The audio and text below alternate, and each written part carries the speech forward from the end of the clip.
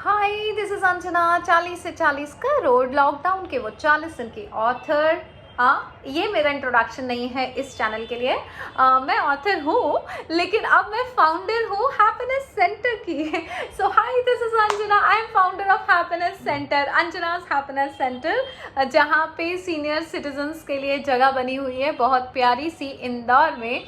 और मैं चाहती हूँ वहाँ पे जो भी सीनियर सिटीजन्स आके खुश होना चाहते हैं वो आ जाएं। मेरे घर के दरवाजे खुले हुए हैं। 11 अक्टूबर को मैंने इसका इनॉग्रेशन किया था। बट एक बात बताना चाहती हूँ गाइस, जितने भी सब्सक्राइबर हैं इस चैनल पे, मेरी family member happiness centre channel के, आपकी जिम्मेदारी ख़त्म नहीं हुई है। हैप्पीनेस सेंटर खुलवा दिया, उसको रन कौन करेगा? क्योंकि आप सब अगर इस चैनल को सब्सक्राइब किए हैं तो आप सबको पता है कि हैप्पीनेस सेंटर चलाना, वो भी इंदौर की ब्रांच नहीं, बहुत सारी ब्रांच हमें चलानी है। और शुरुआत यहीं से होगी, इंदौर वाली ब्रांच से। इंदौर वाली ब्रांच सक्सेसफुल होनी चाहिए, और सक्सेसफुल कब होगी? जब हम सब एकजुट होकर हैप्पीनेस सेंटर को रन करेंगे। तो जिस तरह से आपने हैप्पीनेस सेंटर के चैनल के लिए सपोर्ट किया, काफ़ी सारे वीडियोस भेजे, जिससे बस अब हम थोड़े ही दिन में इसको मोनेटाइज कर पाएंगे। आई थिंक 1000 बचे हुए हैं पब्लिक वॉच आवर्स। सब्सक्राइबर हो गए हैं 1700 प्लस। 1000 पब्लिक वॉच आवर हो गया, ये चैनल मोनेटाइज हो जाएगा, इससे पैसा आना शुरू हो जाएगा। फिर 55,000 रेंट, 15,000 फर्नीचर का रेंट, 4,000 में अभी एक कुक मिली है, जो कि अभी के लिए मिली है। बाद में जब लोग बढ़ जाएंगे तो वो सैलरी उसकी बढ़ जाएगी। सिक्योरिटी अभी हायर करना बाकी है। मेड्स मिल गई हैं जिनका 5,000 या 6,000 है। एक स्वीपर आते हैं बाथरूम साफ करने, क्योंकि बहुत बड़ा है हैप्पीनेस सेंटर, सो वो उनके अलग चार्जेस हैं। इलेक्ट्रिसिटी बिल, जो भी खर्चे हैं वो हैप्पीनेस, अंजना's हैप्पीनेस सेंटर चैनल से के मोनेटाइज होने से इजी हो जाएगा, स्मूथ हो जाएंगे ऑपरेशंस। लेकिन आपकी जिम्मेदारी खत्म नहीं हुई है, सब चुप क्यों बैठ गए? अभी कोई वीडियो भेज ही नहीं रहा है। पहले सबने वीडियो भेजा, अभी शांति से नहीं बैठना है, अब इसको शुरू करना है। हैप्पीनेस सेंटर खुल चुका है, अब दरवाजे खुले हुए हैं, बुजुर्ग आना बाकी हैं। तो काइंडली ये इन्फॉर्मेशन जहाँ जहाँ आप पहुँचा सकें पहुँचा दीजिए, क्योंकि ज़िंदगियाँ बदलनी है हमें।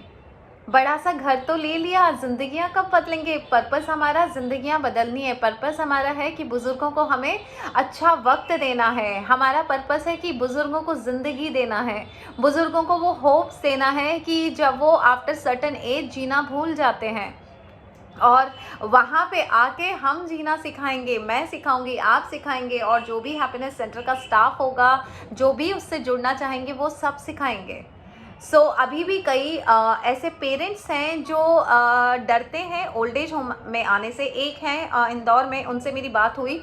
उनका ये कहना था कि मैडम मैं घर में दुखी हूँ बहू बच्चों के साथ। मेरे घर में मेहमान आते हैं और बहू पानी भी नहीं पिलाती है, तो मुझे बहुत बुरा लगता है। लेकिन मैं दुखी भी हूँ, मैं परेशान भी हूँ, लेकिन मैं आ नहीं सकता, क्योंकि अगर मैं यहाँ से निकल गया अपनी पत्नी को लेके तो दोबारा इस घर में नहीं आ पाऊँगा, और फिर हमेशा के लिए बहू बेटे घर से निकाल देंगे, तो मैं वृद्धाश्रम नहीं आ सकता। मुझे यहीं रहना है। तो आप सोचिए कैसी मेंटालिटी है कि बुजुर्ग परेशान हो रहे हैं, लेकिन उनकी जो चाह है बहू बेटे के साथ रहने की, वो उनको सही दिशा में जाने से रोक रही है। उन्हें लगता है कि अगर बहू बेटों को एक बार छोड़ दिया या निकल गए तो फिर हमें कौन पूछेगा। प्लस एक इनसिक्योरिटी होती है माँ बाप के मन में, ये कि मेरी पत्नी को घुटनों का दर्द हो रहा है तो बहू कभी कभी देख लेती है ना, मैं अगर यहाँ आ गया उनको कौन देखेगा। सो बहुत सारे अटैचमेंट्स होते हैं बुजुर्गों के, जिसकी वजह से वो वृद्धाश्रम की तरफ या कोई ऐसी जगह जहाँ पे उन्हें बहुत खुशियाँ मिल सकती हैं, उसको चूज़ नहीं कर पा रहे हैं, डिसाइड नहीं कर पा रहे हैं। हमें बताना पड़ेगा लोगों को कि ये वृद्धाश्रम नहीं है, ये हैप्पीनेस सेंटर है। हम हमेशा के लिए आपको नहीं बुला रहे, आप आइए, अपनी थॉट प्रोसेस बदलिए और जीना सीख जाइए, फिर अपने बहू बेटों के पास लौट जाइएगा, मुझे कोई प्रॉब्लम नहीं है। और जिनके पास नहीं है घर, वो बिल्कुल आके मेरे साथ रह सकते हैं, और यहाँ पे रह सकते हैं। ये मिनी फ़ोन कर रही है, 1 सेकेंड। मिनी, मैं वीडियो बना रही हूँ और तुम वीडियो में आ गई हो, ठीक है? प्लीज़ डिस्टर्ब मत करो। अब देखो तुम आ जाओगी, बाय।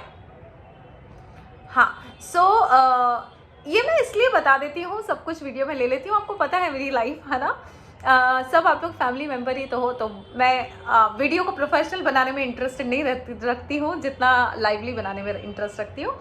सो मुझे ऐसा लगता है कि हमारे यहाँ की मेंटालिटी अभी भी वृद्धाश्रम वाली नहीं है रेडी लोग, क्योंकि बच्चों को ये लगता है कि अगर हम वृद्धाश्रम में भेज देंगे अपने पेरेंट्स को तो समाज क्या कहेगा, या फिर पैसा देना पड़ेगा। सो एक ही छत के नीचे माँ बाप भी रह रहे हैं, बच्चे भी रह रहे हैं, बट चारों खुश नहीं है। माँ बाप को बच्चों से प्रॉब्लम है, बच्चों को माँ बाप से प्रॉब्लम है। बच्चे शिकायत करते हैं कि पापा ऐसा कर रहे हैं, पापा ऐसा कर रहे हैं, या शाम को लाइट बंद कर देते हैं। बहुत सारे रीजंस होते हैं, छोटे छोटे इरिटेट करते हैं बच्चों को, फिर बच्चे उस पर रिएक्ट करते हैं और खुश कोई भी नहीं है। तो खुश क्यों ना रहा जाए। सो गाइस, अभी आपकी जिम्मेदारी है।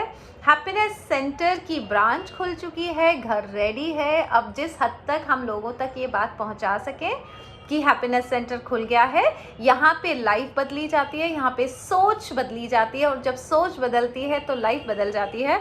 हम ये नहीं कह रहे कि हम ज़िंदगी भर आपको अपने यहाँ रखेंगे, आइए सोच बदलिए और फिर आप अपने घर में जा सकते हैं।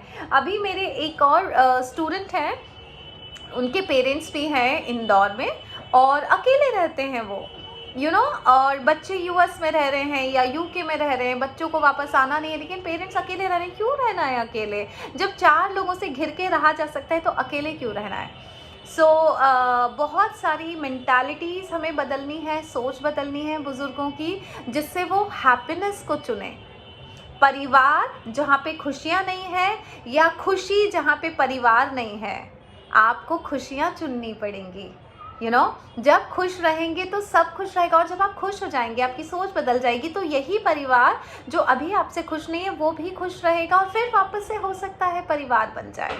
सो बहुत सारी थॉट प्रोसेस है मेरी हैप्पीनेस सेंटर के लिए। बहुत ब्यूटीफुल कॉन्सेप्ट है।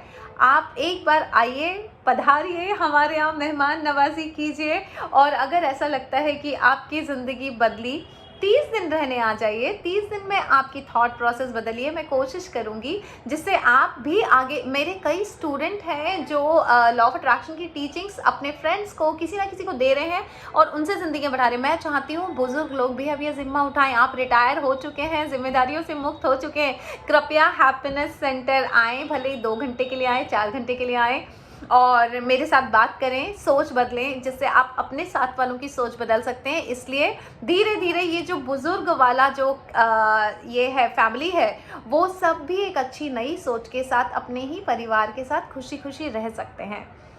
सो थॉट अभी भी बदलना ज़रूरी है। एक नए कॉन्सेप्ट के लिए हमें ओपन रहना पड़ेगा। तो जिस तरह से मेडिकल सेंटर में जाते हैं आप शरीर की देखभाल करवाने, उस तरह से हैप्पीनेस सेंटर आइए हैप्पीनेस की देखभाल करवाने, और जिससे आप 24 घंटे खुश रह सकें और खुशियां बांट सकें, बच्चों को, बड़ों को, बुज़ुर्गों को, साथ वालों को। बहुत सारी चीज़ें हमें हैप्पीनेस सेंटर में करना है। सो कृपया करके थोड़ा ओपन माइंड होके आइए, और जो मेरे फैमिली मेम्बर हैं इस चैनल पे, आप सबकी जिम्मेदारी है कि इस बात को बुज़ुर्गों तक पहुंचाई जाए।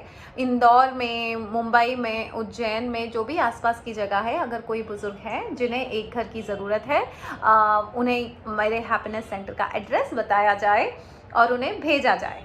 सो ये अपील है मेरी आपसे। आपकी जिम्मेदारी अभी ख़त्म नहीं हुई है, काम तो अब चालू हुआ है, बिकॉज घर खुल चुका है। So thank you so much. बस हैप्पीनेस सेंटर की इस ब्रांच को सक्सेसफुल करना है, उसके बाद दूसरी ब्रांच खोलना है, हर शहर में खोलना है, हर देश में खोलना है। Thank you so much.